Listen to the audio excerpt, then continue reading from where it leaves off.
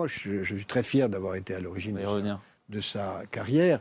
Et c'est un homme très intéressant. Et je suis convaincu qu'il sera un jour président de la République. Je suis convaincu qu'il le sera un jour. Donc c'est vrai que je suis très, très proche d'Emmanuel. C'est un garçon très brillant. J'ai eu le privilège dans ma vie d'être en situation de mettre le pied à l'étrier à pas mal de jeunes. Je crois qu'Emmanuel Macron a tout à fait le talent pour être un président fiable. J'irai même plus loin. Je crois que je connais celle qui viendra après lui. J'ai dit que j'avais repéré quelqu'un qui serait sans doute un jour président de la République et que c'était une femme. Qui travaille dans quel domaine? Politique? Dans le privé. Dans le privé. Ouais. On n'en saura pas plus. Non. Nouvelle technologie. Non, j'en dirai pas plus.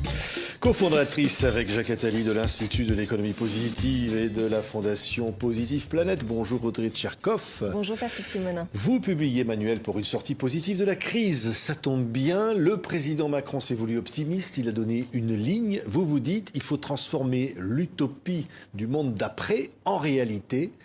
Qu'est-ce que ça veut dire? Ça veut dire que nous sommes à un tournant de notre histoire et que tout se joue maintenant. Ça veut dire que les décisions qui vont être prises aujourd'hui, elles vont avoir un impact sur les années à venir, elles vont avoir un impact sur le monde qu'on va laisser à nos enfants et à nos petits-enfants. Et nous avons là une opportunité extraordinaire de transformer cette crise sanitaire, qui a mené à une crise économique terrible, en une réelle opportunité de changement de paradigme.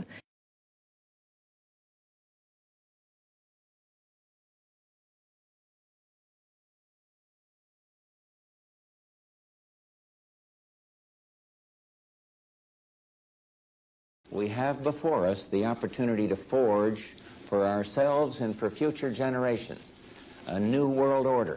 De transformer cette crise sanitaire, qui a mené à une crise économique terrible, en une réelle opportunité de changement de paradigme et de proposition d'un nouveau modèle de société. Oui. Et c'est ce que nous avons essayé de faire, en tout cas, de détailler dans ce manuel.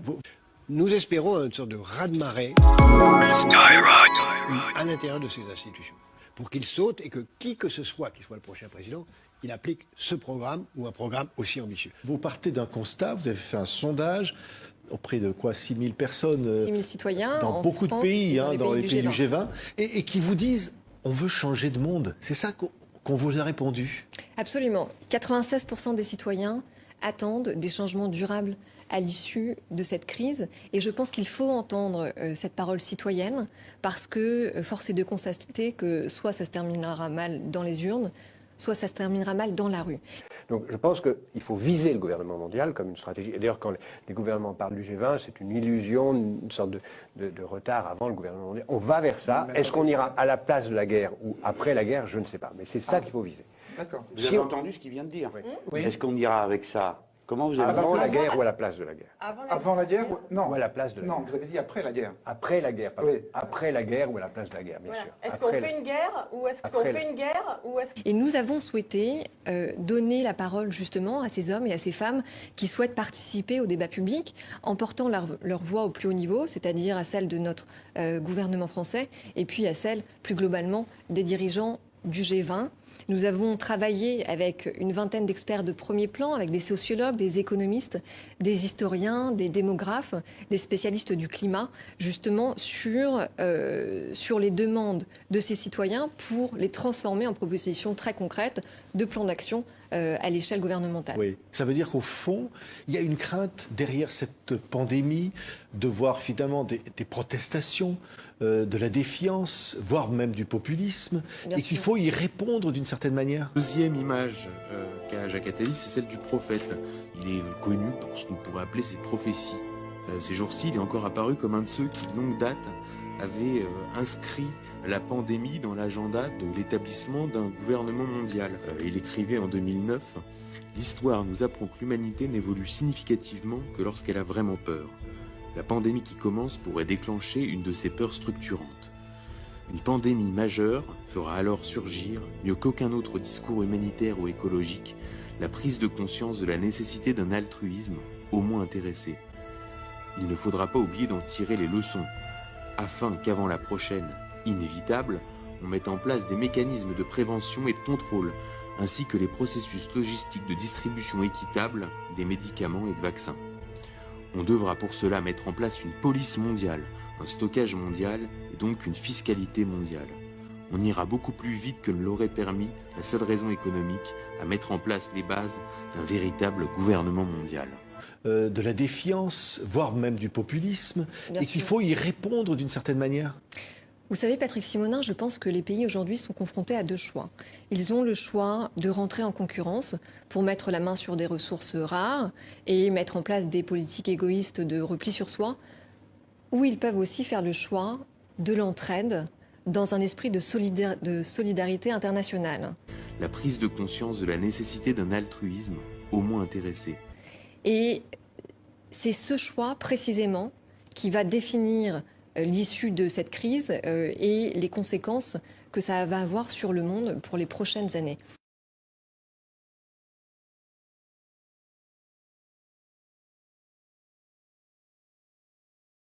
Et c'est pour ça qu'une des propositions fortes d'ailleurs de ce manuel, c'est de procéder à la création d'un haut conseil de la résilience avec des experts de chaque pays qui seraient en charge de produire des rapports de prévention et des plans d'action pour nous donner les armes nécessaires pour affronter les crises qui vont venir, économiques, sociales et environnementales. Ça veut dire quoi, la nécessité, vous le dites aussi, d'une sorte de gouvernance mondiale? Est-ce que ça, c'est quelque chose qui peut être possible ou que la pandémie rendrait désormais nécessaire? Ça me semble absolument indispensable. Une pandémie majeure fera alors surgir, mieux qu'aucun autre discours humanitaire ou écologique, on ira beaucoup plus vite que ne l'aurait permis la seule raison économique à mettre en place les bases d'un véritable gouvernement mondial. Et les citoyens d'ailleurs l'ont bien dit lorsqu'on les a interrogés. Ils passent vraiment la coopération internationale comme une des premières mesures, une des premières priorités en tout cas pour l'avenir. De la défiance, voire même du populisme, Bien et qu'il sûr. faut y répondre d'une certaine manière. Et les citoyens d'ailleurs l'ont bien dit. Thierry Volton? Oui. C'est une idée de droite, la gouvernance mondiale. Vous trouvez? Très bizarre. Pourquoi c'est d'une Parce que c'est en fait c'est un espèce de pouvoir quand même énorme où l'individu et les nations n'ont plus donc les nations qui élisent leurs dirigeants n'ont plus grand chose à dire. Nous parlons aussi dans le manuel, et ça en fait partie, du renforcement du concept de One Planet, One Health, donc en bon français, une seule et même planète, une seule et même santé, parce que nous l'avons bien vu, nous sommes interdépendants. Si un virus qui apparaît sur un marché local en plein cœur de la Chine centrale peut mettre à terre l'économie mondiale en un temps record, peut mettre la vie de millions de personnes en danger et peut modifier nos habitudes de vie en aussi peu de temps, c'est dire combien nous sommes tous liés les uns aux autres. Et nous proposons donc de créer un groupe de travail qui regrouperait des spécialistes en santé environnementale, en santé humaine et en santé animale, qui seraient en charge de nous remonter les risques identifiés et puis aussi les bonnes pratiques, parce qu'on aurait très bien pu imaginer que si ce groupe de travail avait existé, Patrick Simonin, et avait remonté les bonnes pratiques des pays justement qui ont apporté une réponse rapide à cette crise. Je pense par exemple à la Corée du Sud, et on en parle dans l'ouvrage, qui elle était prête le 15 décembre, c'est-à-dire un mois avant l'apparition du premier cas sur son territoire. On aurait pu s'en inspirer et on aurait pu être bien meilleur en tout cas dans la réponse apportée à la crise. Oui, parce que... Il ne faudra pas oublier d'en tirer les leçons, afin qu'avant la prochaine, inévitable, on mette en place des mécanismes de prévention et de contrôle, ainsi que les processus logistiques de distribution équitable des médicaments et de vaccins. Qu'on pourrait vous dire, au fond, la réalité que l'on constate est tout le contraire. C'est qu'on a l'impression que ce virus a refermé les frontières, a mis des barrières entre les pays, voire entre les gens eux-mêmes, pour se protéger finalement des autres, les autres étant considérés comme des dangers. Et donc vous vous dites qu'il faut faire le chemin inverse. Je crois que vous appelez ça l'économie de la vie. C'est ça? Oui, absolument. D'ailleurs, Jacques Attali a écrit un ouvrage majeur sur le sujet qui s'appelle L'économie de la vie et qui justement parle de l'importance d'investir dans ces secteurs qui font la vie, c'est-à-dire dans les secteurs essentiels, dans les secteurs vitaux, c'est-à-dire évidemment on pense à la santé, on pense aux soins, mais aussi à l'éducation. Il faut se rendre compte des avantages extraordinaires que Ferry a apportés à la classe précédente. On pourrait dire que c'est un des bienfaiteurs les plus considérables des classes dirigeantes. Mais Ferry, vous vous rappelez déjà ce qu'il a fait avec ses lois scolaires, et je vous ai indiqué l'arrière-pensée des lois scolaires. Je me permets de rappeler le mot que je vous ai dit et qui est assez important. Il avait voulu substituer l'instituteur au curé, mais l'instituteur était chargé de la même mission que le curé précédemment, à savoir expliquer le devoir de résignation aux classes populaires. À l'éducation. Expliquer le devoir de résignation aux classes populaires. À l'éducation, à l'alimentation, à l'agriculture, à la distribution de l'eau.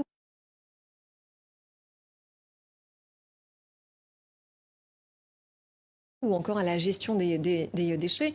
Et cette crise, elle a mis un coup de projecteur sur le sous-investissement qu'il y a au niveau mondial hein, dans ces secteurs-là, à la faiblesse de la chaîne d'approvisionnement et puis aussi au manque d'incitation à la reconversion des secteurs qui ne font pas partie de cette économie de la vie. On peut parler du pétrole, de la chimie, de l'aviation ou encore de l'aéronautique ou du tourisme. Oui, ça veut dire qu'il faut une véritable solidarité internationale oui, il faut qui aille évidemment au-delà, mais qui est devenue aujourd'hui, vous dites, au fond, absolument indispensable. Bien sûr. Et il faut exhorter les fonds d'investissement, les fonds souverains, les fonds publics. On pourrait aussi très bien utiliser l'épargne. Ça, c'est une solution aussi dont on parle dans ce manuel, pour pouvoir rediriger les investissements dans ces secteurs de la vie. Et puis aussi pour apporter une réponse à la pauvreté qui est grandissante. On le sait, les derniers chiffres sont sortis. C'est 500 millions de personnes qui sont menacées d'être propulsées dans l'extrême précarité. Et ça, c'est un chiffre qui doit tous nous réveiller. Et donc, on demande à ce que les budgets soient sanctuarisés pour investir dans l'éducation comme rempart à cette question de la pauvreté, pour adresser les 3 problèmes majeurs que sont le manque d'enseignants, les inégalités face à une éducation de qualité, ce qui sous-tend aussi la question du genre, puisqu'on sait que les femmes et que les petites filles sont les premières touchées. Je vous ai indiqué l'arrière-pensée des lois scolaires. Et puis enfin, la qualité des infrastructures. Oui, et l'environnement, parce que c'est une question centrale et qui est liée finalement à tout ça, au fond, une planète positive, mais dans tous les sens du terme. Absolument. Vous savez, tous les choix qui vont être faits aujourd'hui vont vraiment déterminer le monde que l'on va laisser à nos enfants et à nos petits-enfants. C'est-à-dire que peu importe les gouvernements qui vont être élus dans les années à venir. Qui que ce soit qui soit le prochain président, il applique ce programme ou un programme aussi ambitieux. En l'occurrence, en France, les prochaines élections présidentielles, c'est en 2022. Eh bien, Emmanuel Macron a tout à fait le talent pour être un présidentiable. J'irai même plus loin. Je crois que je connais celle qui viendra après lui. Être président en 2022, ça voudra dire découvrir les milliards d'euros qui auront été dépensés dans certains secteurs. Ça voudra dire être dans un remboursement, dans une quête de remboursement de la dette absolument majeure.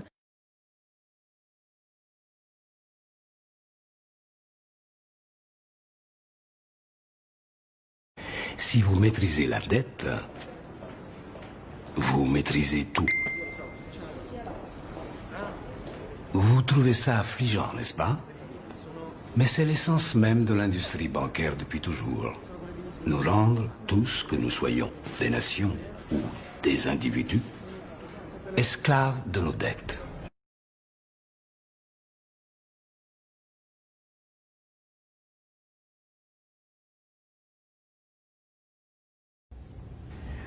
Parce que votre idée de la justice est une illusion. Vous ne comprenez pas que le système même que vous servez et protégez ne permettra jamais que quoi que ce soit arrive à la banque. C'est le contraire. Le système garantit la sécurité. Parce que tout le monde est impliqué. Qu'est-ce que vous voulez dire par tout le monde? Hezbollah, la CIA, le cartel de la drogue colombien, la mafia russe, le gouvernement de l'Iran, d'Allemagne, de Chine, votre gouvernement. Chaque société multinationale, tout le monde, ils ont tous besoin de banques pour qu'ils puissent fonctionner dans les zones grises et les zones noires. Et c'est pourquoi vous et moi allons être discrètement éliminés avant que toute procédure contre la banque arrive jamais devant un tribunal. Et ça voudra dire... Alors, ça sera peut-être le gouvernement actuel qui sera réélu. Mais en tout cas, il sera trop tard pour faire machine arrière, et il sera trop tard pour revenir à zéro. Et c'est pour ça qu'il faut absolument veiller à ce que les décisions que nos leaders politiques prennent aujourd'hui soient les bonnes et le plus possible essayer d'en être acteurs. Oui. Au fond, quand vous dites manuel pour une sortie positive de la crise, c'est un livre que vous avez envie d'adresser à qui? Aux chefs d'État, aux populations elles-mêmes, leur dire au fond il y a une opportunité là, et si on ne la saisit pas, qu'est-ce qui peut arriver? Ce sera trop tard. Ce manuel, il s'adresse à la fois aux citoyens, puisque justement on propose aussi des solutions à l'échelle citoyenne, c'est-à-dire des choses que nous pouvons tous mettre en place à notre échelle. Il parle aussi aux spécialistes, puisque on s'est adressé à des spécialistes justement pour détailler les plans d'action que l'on préconise. Et enfin, évidemment, ces mesures, elles s'adressent à nos dirigeants politiques. Nous avons aussi travaillé d'ailleurs dans le groupe d'experts que l'on a constitué avec des entrepreneurs, puisque les entreprises, elles vont aussi être au cœur de cette transition positive. Et donc, nous avons besoin que la réponse à la crise actuelle soit une réponse collective. Ce manuel s'adresse à tout le monde. Oui, mais en un mot, et je reprends ce qu'on disait au début, c'est l'optimisme. Parce qu'au fond, on a vu que cette crise engendrait une déprime bien légitime. Qu'au fond, vous dites, on a besoin de créer quelque chose d'autre, de l'optimisme. Alors, je ne sais pas si c'est de l'optimisme. En tout cas, je ne suis ni optimiste ni pessimiste. Je dirais que je suis déterminée. Je suis déterminée à être actrice de ce monde qui est le mien. On ira ensemble vers ce nouvel ordre mondial. Et personne, je dis bien, personne ne pourra s'y opposer. Je dirais que je suis déterminée. When we are successful, and we will be, we have a real chance at this new world order. Et je suis déterminée à faire passer ce message à l'ensemble des citoyens que chaque voix compte. Merci. Audrey Cherkov, donc,